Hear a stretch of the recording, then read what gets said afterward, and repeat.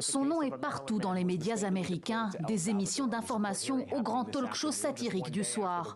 Kilmar Abrego Garcia, un jeune habitant du Maryland, expulsé par erreur dans une méga-prison du Salvador, se trouve désormais au cœur d'un imbroglio judiciaire à l'issue incertaine. Ce mardi, le sénateur de la circonscription a décidé de se rendre dans l'État sud-américain pour demander sa libération.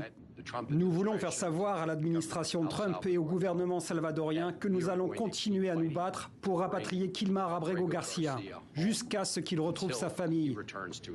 Il s'agit d'une erreur judiciaire. Si nous supprimons l'état de droit et les procédures régulières aux États-Unis, il n'y a qu'un pas vers la tyrannie.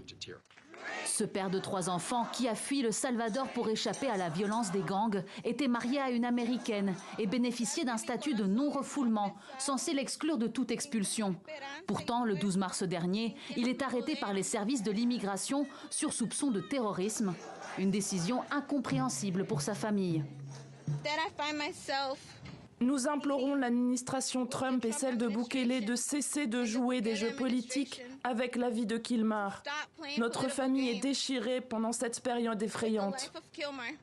Ces dernières semaines, l'administration Trump a pu expulser sans autre forme de procès des centaines de personnes, en invoquant notamment une loi du XVIIIe siècle et en envoyant les prisonniers au Salvador, grâce à un accord passé avec le président Nayib Bukele.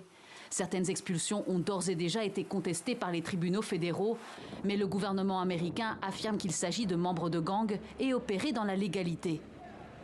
Nous sommes convaincus que chaque action de cette administration respecte la loi et nous continuons de respecter les décisions de justice. Et le président l'a clairement indiqué dans le bureau ovale avec le président salvadorien Nayib Bukele.